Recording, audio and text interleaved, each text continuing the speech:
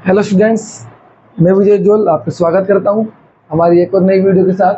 तो लास्ट जो हमने हमारी जो प्रीवियस वीडियो थी उस वीडियो में हमने देखा था कि प्रकाश का रिफ्लेक्शन और रिफ्रैक्शन क्या होता है, प्रकाश क्या होता है। तथा मिरर्स की बात करें तो टाइप्स ऑफ मिरर्स हमने देखा कि मिरर्स टू टाइप्स के होता है, स्पेरिकल एंड सिंपल मिरर। और स्पेरिकल मिरर की बात की तो स्पेरिकल मिरर्स के भी टाइप दिखे, कॉन्वेक्स और कॉन्केव, उत्तल और अवतल। हमने ये सभी अब तक देख चुके हैं। अगर आपने वो वीडियो नहीं देखी तो आप पहले वो वीडियो देखें फिर ये आए, तभी आपको ये वीडियो समझ में आएगी। तो अभी तक हम देख चुके हैं कि गोलीय दर्पण के प्रकार की हमने अगर बात की तो गोलीय दर्पण के दो प्रकार हम देख चुके हैं, उत्तल तथा अवतल। आज हम उत्तल तथा अवतल, कॉन्वेक्स तथा कॉन्केव मिरर्स में हम क्या करेंगे, कुछ इंपॉर्टेंट बेसिक टर्मिनोलॉजीज के बारे में समझेंगे। ठीक है, अगर मैं बात करूं कॉन्केव उत्तल अवतल दर्पण की,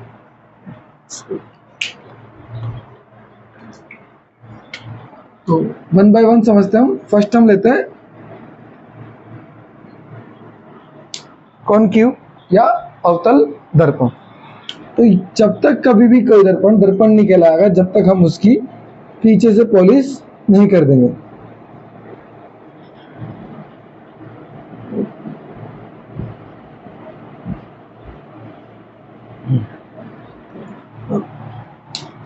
अब हम इसको एक पूर्ण दर्पण बोल सकते हैं। पॉलिश करने के पश्चात हम बोल पाएंगे कि एक पूर्ण दर्पण है।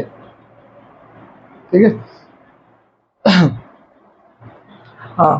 तो जिस तरफ पॉलिश की जाएगी उस पॉलिश के पीछे की तरफ, इस सामने की तरफ ये पॉलिश है, पॉलिश के आगे की तरफ ये जो साइड होगी वो कहलाएगी रिफ्लेक्टिव साइड। मतलब जो ये साइड होगी जिस सतह पर पॉलिश नहीं की गई है वो सतह कहलाएगी रिफ्लेक्टिव साइड या फिर परावर्तक पृष्ठ। जो ये पृष्ठ है वो कहलाएगा परावर्तक पृष्ठ। इसी तरफ से, इसी साइड से क्या होगा, प्रकाश का परावर्तन होगा। हम बात करें अगर किसी भी मिरर को, अगर हमारे पास कोई भी मिरर है, मिरर का जो मिडल पॉइंट है, ये मिरर है अपने पास स्पेरिकल, इस मिरर का मिडल पॉइंट यहीं कहीं अप्रोक्स होगा। ये जो मिडल पॉइंट है, इस मिडल पॉइंट को कहा जाएगा पोलर पॉइंट या फिर ध्रुव, जिसे हम P द्वारा दिखाएंगे। P ध्रुव, ध्रुव को किसके द्वारा दर्शाया जाएगा, हमेशा P द्वारा दर्शाया जाएगा। अब इस बिंदु से लेते हुए इस जो अपना ध्रुव है, जो पोलर है, इस पोलर से जाती हुई एक सीधी लाइन प्रतीत होती है। सीधी लाइन काल्पनिक, ये काल्पनिक लाइन है, एक सीधी एक काल्पनिक लाइन खींच जाती है। यह जो लाइन है, इस लाइन को कहा जाता है मुख्य अक्ष प्रिंसिपल एक्सिस। ठीक है भाई, किसी भी स्फेरिकल मिरर के मध्य बिंदु से खींची गई सीधी काल्पनिक रेखा क्या कहलाती है, मुख्य अक्ष प्रिंसिपल एक्सिस कहलाती है। ठीक है, ये काल्पनिक रेखा है, वास्तविक रेखा नहीं है। ऐसा आपने रियल में जब मिरर को देखेंगे तब हमें वैसे खींची हुई कोई लाइन दिखाई नहीं देगी। ठीक है, आगे बढ़े हम, तो ये है हमारा प्रिंसिपल एक्सिस या फिर मुख्य अक्ष। ठीक है, अगर हम आगे बढ़े तो मान लो अगर ये मिरर अभी हमारे पास स्पेरिकल टूटा हुआ है, मान लो ये स्पेरिकल टूटा हुआ ना रहकर हमारे पास एक पूर्ण स्पेरिकल के रूप में होता, ऐसा कुछ दिखाई देता। परफेक्ट स्पेरिकल मुझसे नहीं बना है, बट ऐसा कुछ स्पेरिकल दिखाई देता। अगर ये कोई स्पेरिकल है तो इसका कोई ना कोई सेंटर बिंदु भी होगा, सेंटर पॉइंट भी होगा। तो ये क्या होगा, इसका सेंटर पॉइंट। मान लो कि इसका क्या है, सेंटर, सॉरी ये स्पेरिकल है तो अगर इसका सेंटर पॉइंट स्पेरिकल है तो अप्रोक्स यहाँ का इसका सेंटर पॉइंट होगा सी। ठीक है, तो जैसे नॉर्मल हम ये भी जानते हैं कि किसी भी स्पेरिकल से सेंटर से कोई भी बिंदु अगर उसकी लाइन तक पृष्ठ जाएगा तो उसको क्या कहेंगे, रेडियस कहा जाता है। तो क्या हो जाएगा, polar to centre, polar to centre, polar to centre जो भी डिस्टेंस है उस डिस्टेंस को कहा जाता है रेडियस डिस्टेंस। क्या कहा जाता है, रेडियस डिस्टेंस, आर। सो हाँ, कैपिटल आर देखते हैं। ये क्या है हमारे पास, कोई भी गोलीय पृष्ठ, जब भी हमारे पास कोई भी गोलीय दर्पण है, कोई भी स्पेरिकल मिरर है, तो इस स्पेरिकल का कोई ना कोई सेंटर बिंदु होगा और उस सेंटर बिंदु से P के मध्य की दूरी, P के बिटवीन की दूरी, P के मध्य की दूरी क्या कहलाएगी, रेडियस कहलाएगी, सेंटर रेडियस कहलाती है या फिर रेडियस डिस्टेंस कहलाती है या फिर वक्रता त्रिज्या कहलाती है। नॉर्मल सी बात है, आपने पहले भी मैथमेटिक्स में पढ़ा होगा, त्रिज्या वक्रता त्रिज्या, तो सेम ये क्या कहलाएगी, वक्रता त्रिज्या कहलाती है। जो हमारे पास C विद्यमान है, जो C पॉइंट हमारे पास आया है, C पॉइंट तथा P पॉइंट, सी पॉइंट तथा पी पॉइंट के बिटवीन जो डिस्टेंस है उसका जो हाफ होता है, मतलब सी वक्रता केंद्र तथा ध्रुव के मध्य का जो दूरी है उसका जो हाफ होता है, उसका जो परफेक्टली आधा होता है, मतलब ये कहीं पॉइंट, ठीक है, ये हाफ है, शायद नहीं है, ठीक, परफेक्ट नहीं बना, कोशिश करता हूँ एक बार सही करने की। अगर ये पूरा है तो इसका हाफ कहीं यहाँ है, ठीक है, ये है। तो जो इसका हाफ है, मतलब ये डिस्टेंस इक्वल टू ये डिस्टेंस, जो इसका हाफ आएगा वो हाफ कहलाता है एफ, ठीक है, क्या कहलाता है एफ। इसको बोलते हैं हम फोकस डिस्टेंस। ये क्या हो जाएगी, फोकस डिस्टेंस, ठीक है। तो ये बेसिक चीज़ है कि एक मिरर के बारे में हम बात करें, फोकस डिस्टेंस, तो फोकस डिस्टेंस को क्या होता है कि जब भी कोई पी और एफ सी जो है, पी और सी मतलब ध्रुव तथा सेंटर डिस्टेंस पोलर तथा सेंटर डिस्टेंस ध्रुव तथा वक्रता त्रिज्या का जो हाफ होगा, जो आधा होगा, वो क्या कहलाएगा, फोकस बिंदु कहलाएगा, ठीक है। और जो सेंटर है, वक्रता त्रिज्या के बारे में बोलने की जरूरत ही नहीं है।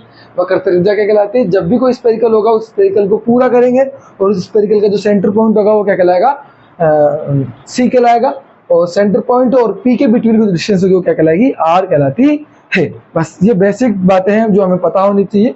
जब भी हम इसके बारे में आगे पढ़ेंगे, इनकी इमेजेस के बारे में पढ़ेंगे, तो हमें ये कुछ बातें पता होनी चाहिए, ठीक है। बस इतनी ही बातें हमें जानकारी होनी चाहिए। अब जो इस जो साइड है इसको बोलते हैं रिफ्लेक्टिंग साइड। ये जो साइड है वो रिफ्लेक्टिंग साइड है, जिस साइड पॉलिश नहीं की गई है वो साइड रिफ्लेक्टिव साइड, परावर्तक पृष्ठ कहलाता है।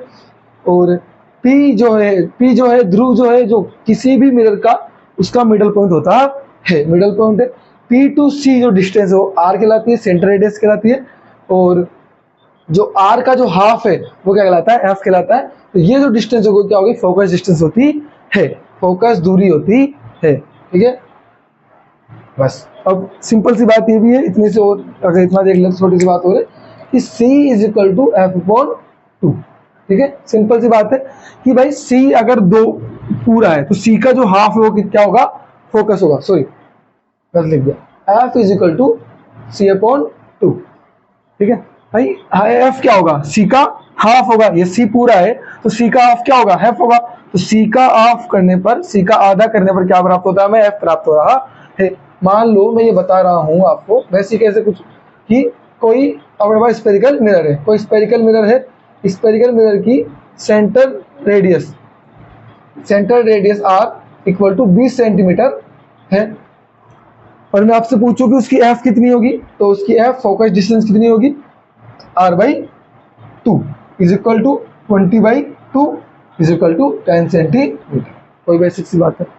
और ऐसे ही एफ दिया हो, एफ मान लो 10 सेंटीमीटर दिया है और पूछ रहा है सी बताओ, तो सी कितनी हो जाएगी उसकी, C is equal to 2 into F is equal to 10 into 2 is equal to 20। Easy है, बहुत ज़्यादा ईजी, बेसिक है, कुछ भी नहीं है कि जो सी होगा उसका हाफ होगा एफ, तो ये डिस्टेंस और ये डिस्टेंस क्या होगी, बराबर होगी। मतलब डिस्टेंस मतलब दूरी C F is equal to F P, मतलब सी से एफ की दूरी बराबर होगी एफ से पी की दूरी। कोई दिक्कत इसमें किसी को, तो मेरे अकॉर्डिंग शायद कोई दिक्कत नहीं चाहिए, क्योंकि बेसिक बात है, नॉर्मल टर्मोलॉजी है। सी और एफ को देखा, सेंटर पॉइंट को देखा, रेडियस को देखा, फोकस को देखा, इसके अलावा कुछ नहीं देखा है। तो यह था अपना अवतल दर्पण या फिर कॉन्केव मिरर। अगर हम सेम यही बात करें कॉन्वेक्स मिरर में, तो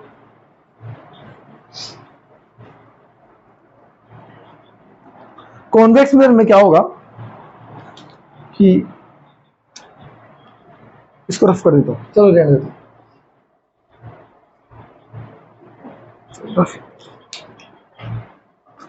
ठीक है। डेफिनेशन सब सेम रहेगी, बस थोड़ी साइड में चेंज रहेगी। ये डेफिनेशन सब में सेम रहेगी, अगर यही रूल सेम के सेम उत्तल दर्पण में भी लगने वाले, बट थोड़ा सा क्या हो जाएगा, साइड में डिफरेंस हो जाएगा।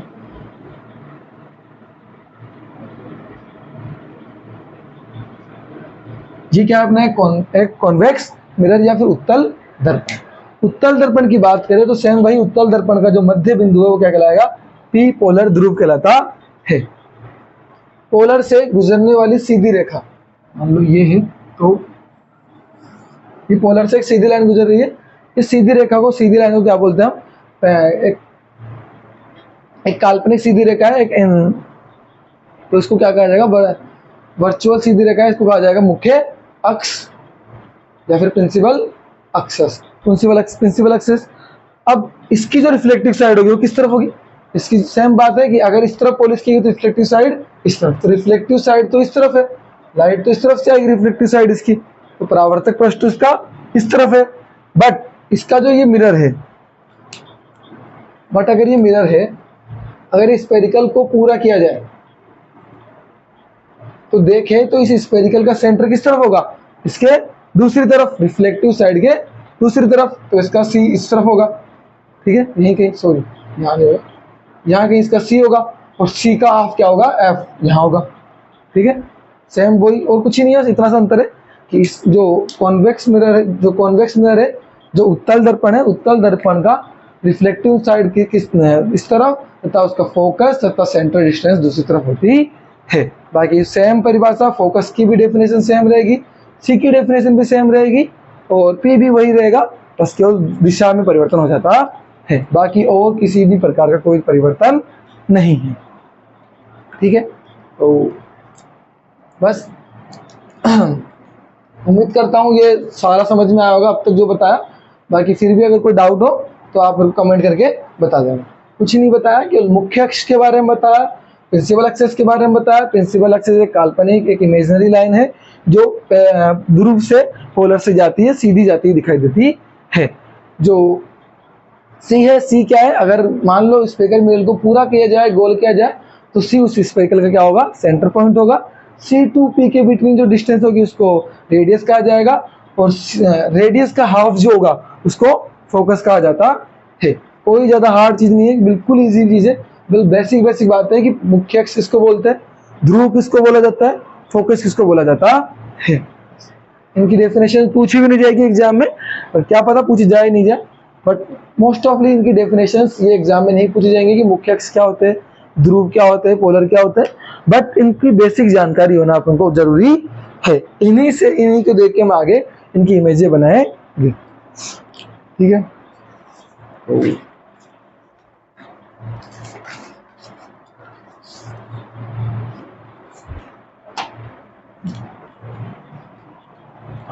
तो अगर आपने देखा कि टाइप ऑफ मिरर्स देख लिए, और मिरर्स के जो पार्ट्स थे उनको भी देख लिया, मिरर्स के अंदर जो छोटी छोटी चीजें या काम में आती वो भी देख लिया।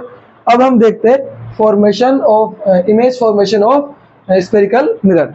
गोलीय दर्पण में किसी भी प्रतिबिंब को बनाने के लिए कुछ सामान्य नियमों के बारे में जानना जरूरी है।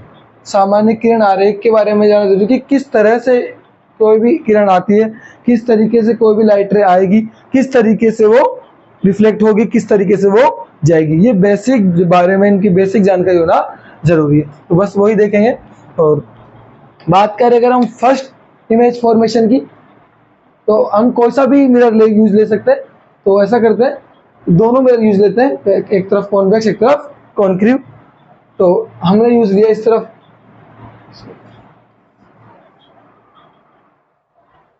ये हमारी साइड है, इसको हमने यूज लिया अवतल दर्पण। तब तक दर्पण नहीं है जब तक इसको पॉलिश। तो इस मिरर का नाम क्या हो गया भाई, कॉन्क्रीव मिरर। कॉन्क्रीव मिरर का पी कहीं यही होगा, और इस पी से जाता हुआ इसको यहीं तक रखो, ज्यादा आगे नहीं रखो। मुख्य एक्सेस यहीं कहीं होगा, ये है मुख्य एक्सेस। प्रिंसिपल एक्सेस का सी यहीं कहीं होगा, इसका एफ यहाँ कहीं आएगा, ठीक है। ये फर्स्ट फॉर्मेशन है, फर्स्ट तरीका है किसी भी किरण आरेख को बनाने का। सेम ऐसा ही ये अपना उत्तल दर्पण कॉन्वेक्स मिरर होगा। कॉन्वेक्स मिरर को पॉलिश किया तो अपन ने उत्तल दर्पण। उत्तल दर्पण का पी यहीं कहीं होगा, पी से जाता हुआ प्रिंसिपल एक्सिस होगा। प्रिंसिपल एक्सिस इस तरफ, अब इसका सी इस तरफ होगा तो सी कहीं इसका इस तरफ होगा, एफ कहीं इसका इस तरफ, ठीक है।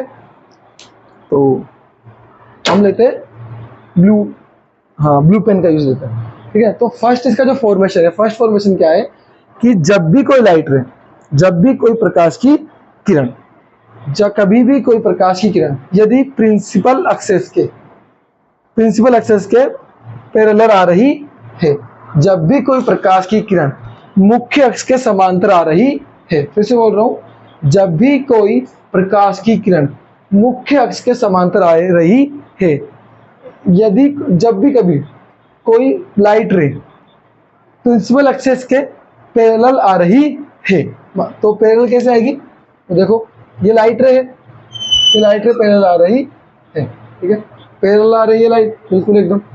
जब भी कोई लाइट रे मुख्य अक्ष के समांतर आएगी, प्रिंसिपल एक्सेस के पैरेलल आएगी, तो रिफ्लेक्शन के बाद, अब यहाँ रिफ्लेक्शन होगा, इसका रिफ्लेक्शन के बाद कहाँ जाएगी, रिफ्लेक्शन के बाद वो फोकस को काटते हुए जाएगी, ठीक है।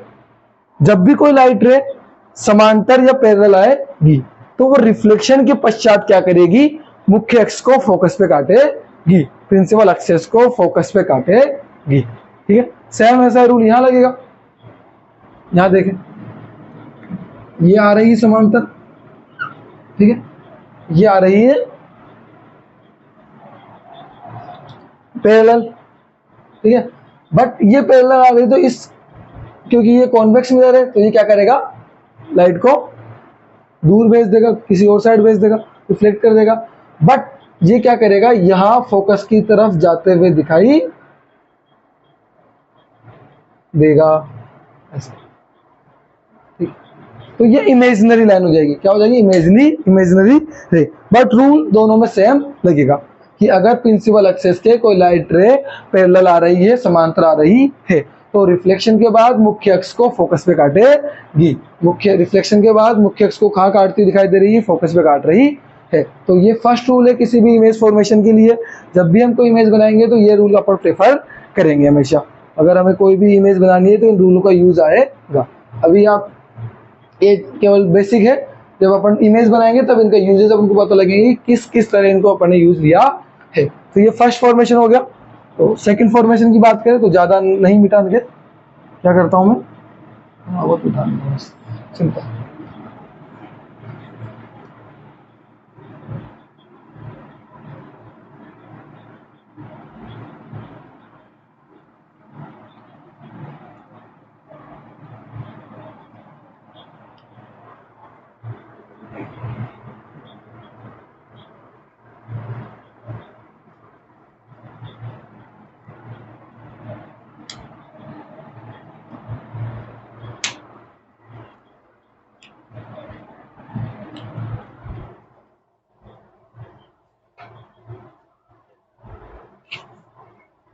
ठीक है, अब सेकंड फॉर्मेशन की बात करें, अगर हम दूसरे फॉर्मेशन की बात करें तो दूसरा फॉर्मेशन ये है कि यदि कोई प्रकाश की किरण, इफ एनी लाइट रे, यदि कोई प्रकाश की किरण फोकस से काटती हुई आएगी, मान लो ये पैरेलल एक्सेस, मुख्य एक्सेस को कहाँ से काटती आ रही है, फोकस से, सीधा नहीं ना, जब कोई लाइट रे प्रकाश की किरण प्रिंसिपल एक्सेस को फोकस से काटती हुई आ रही है, ठीक है, ये मेरा स्केल से नहीं खींचा इसलिए टेढ़ा बन रहा है, बाकी आप स्केल से खींचो तो एकदम सीधी बनाई देख, सीधी बनती हुई दिखाई देगी।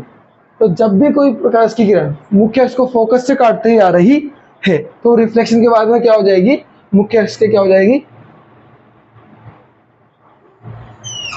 पैरेलल हो जाएगी, समांतर हो जाएगी। सेम उसका उल्टा रूल है, पैरेलल आ रही थी, समांतर आ रही थी, तो मुख्य अक्ष फोकस पे काट रही थी, अगर फोकस पे काटते हुए आ रही है तो क्या कर रही है, पैरेलल जा रही है, बिल्कुल सेम वैसा कि वैसा रूल। अब इसकी बात करें यहाँ, तो यहाँ भी सेम ऐसा हो जाएगा कि मान लो ये यूं आ रही है, ठीक है, ठीक है, तो ये फोकस पे काटते हुए दिखाई दे रही है, देखो इमेजिनरी है। तो जितने भी उत्तल दर्पण के जो कॉन्वेक्स मिरर के जो डायग्राम होंगे वो मोस्ट ऑफली क्या होंगे, वैसे तो सारे क्या होंगे, मोस्ट ऑफली क्या, सारे ही डायग्राम कैसे होंगे, इमेजिनरी होंगे। तो फोकस पे काटती हुई दिखाई दे रही है, तो ये क्या करेगी, पैरेलल चली जाएगी, ठीक है। सेम वही रूल, बस थोड़ा सा उल्टा हो गया, वहां पैरेलल आ रही थी, फोकस पे काट रही थी, या फोकस से आ रही, पैरेलल काट रही है, कोई ज्यादा हार्ड बात नहीं है। दो रूल हो गए, फर्स्ट समांतर आएगी फोकस पे काटेगी, सेकंड फोकस से आएगी समांतर जाएगी, बिल्कुल इजी। पैरेलल आ रही थी, फोकस पे कट कर रही थी, अब फोकस से कट कर रही है तो पैरेलल जा रही है, कोई दिक्कत नहीं है। अब बात करें थर्ड फॉर्मेशन की, थर्ड रूल की, देखो तो अब इसको कर देते हैं रफ, इससे आगे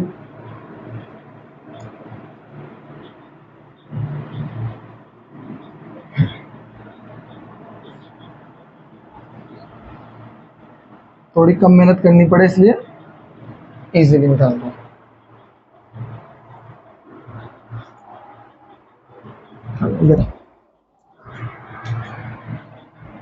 हाँ ठीक है, तो दो फॉर्मेशन हो चुके हैं। अब थर्ड फॉर्मेशन की बात करें तो थर्ड जो इसका रूल होगा, थर्ड जो फॉर्मेशन रूल है, तीसरा जो रेव डायग्राम का किरण आरेख का जो नियम है वो क्या है?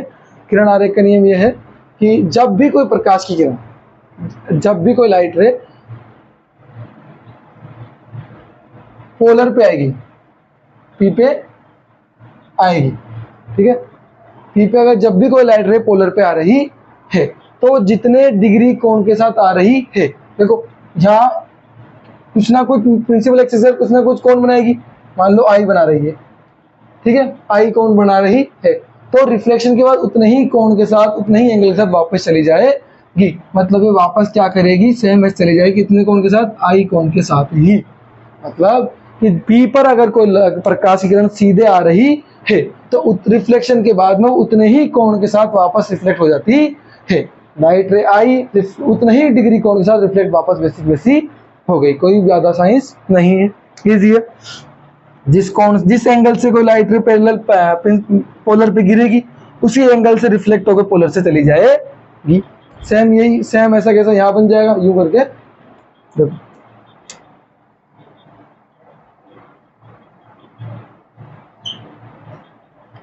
ठीक है, कोई दिक्कत नहीं है। ये जो एंगल है इसको मान लो आई है और सेम ये भी एंगल क्या हो जाएगा, आई, क्योंकि दोनों एंगल इक्वल हैं, ठीक है। थर्ड फॉर्मेशन, थर्ड तो बहुत वेरी इजी है, कोई दिक्कत नहीं आनी चाहिए कि जितने एंगल के साथ पोलर पे गिर रही है, जितने एंगल के साथ, जितने कोण के साथ ध्रुव पे आ रही है उतने ही एंगल के साथ परावर्तन होकर चली जाएगी, बहुत इजी है, बहुत ज्यादा इजी। अब बात करें फोर्थ फॉर्मेशन की, तो फोर्थ फॉर्मेशन देखते हैं।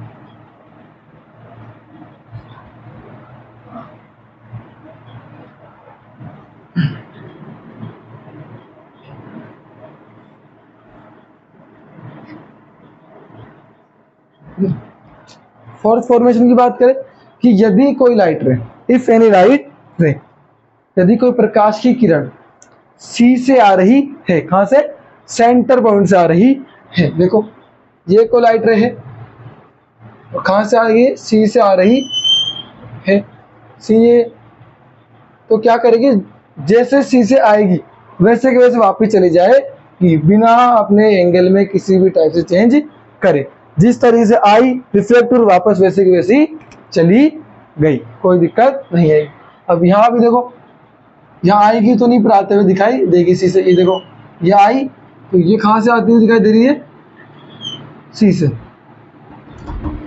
ये एक इमेजनरी है, अब जिस एंगल से आ रही है उसी एंगल से वापस चली जाएगी, बहुत इजी, वेरी इजी, ठीक है। फोर्थ फॉर्मेशन क्या हो गया, यदि कोई लाइट रे सी से आ रही है, सेंटर पॉइंट से आ रही है तो वापस उसी, बिना किसी विचलन के, बिना किसी एंगल में चेंज के वापस वैसा के वैसा चली जाए, ये देखो सी से आ रही है वापस वैसा के वैसे चली गई, ठीक है, कोई दिक्कत। तो चार फॉर्मेशन अपन ने देखे। फर्स्ट फॉर्मेशन क्या था कि जब भी कोई प्रकाश की किरण मुख्य अक्ष के समांतर आएगी, यदि कोई प्रकाश की किरण मुख्य अक्ष के समांतर आती है तो वह परावर्तन के पश्चात फोकस पे काटती है। यदि कोई प्रकाश की किरण, if any light ray principal axis के पैरेलल आती है तो रिफ्लेक्शन के बाद में वो फोकस पे काटती है प्रिंसिपल एक्सिस को। सेकंड बात करें तो सेकंड जो फॉर्मेशन था, सेकंड रूल था इसका, सिंपल सा रूल है कि यदि कोई प्रकाश की किरण, इफ एनी लाइट रे, यदि कोई प्रकाश की किरण फोकस से काटते हुए आती है, कोई प्रकाश की किरण अगर फोकस से काटते हुए आएगी तो रिफ्लेक्शन के बाद में क्या हो जाएगी, मुख्य अक्ष प्रिंसिपल एक्सिस के पैरेलल चली जाएगी, समांतर चली जाएगी, ठीक है। थर्ड अगर फॉर्मेशन की बात करें तो थर्ड फॉर्मेशन क्या है कि यदि कोई प्रकाश की किरण ध्रुव पर, सीधे ध्रुव पर आती है तो वह उतने ही डिग्री कोण के साथ परावर्तन के बाद में चली जाती है, सिंपल है, बहुत इजी है भाई। अगर कोई इतनी वाई एंगल से आ रही है तो वो वापस वाई एंगल से रिफ्लेक्ट हो जाएगी, कोई दिक्कत नहीं है। और जो फोर्थ फॉर्मेशन की बात है, फोर्थ फॉर्मेशन तुम्हारे सामने ही है अभी तक, कि जब भी कोई प्रकाश की किरण सी से आएगी तो वो बिना किसी प्रकार के अपने रास्ते में चेंज करे, अपने वे में चेंज करे, बिना किसी डिस्ट्रक्शन के, बिना किसी विचलन के, वापस वैसे के वैसे चली जाएगी। बस ये 4 फॉर्मेशन है। आज के लिए इतना काफ़ी है। ये 4 फॉर्मेशन आप कल की क्लास में पढ़ के आना, याद करके आना। कल इन्हीं के बेस पे हम देखेंगे स्पेरिकल मिरर से इमेजेस बनाना। तो कल की क्लास बहुत इंपॉर्टेंट रहेगी। कल की क्लास में हम देखेंगे इमेजेस बनाना। ठीक है, तो ठीक है, क्लास होगा।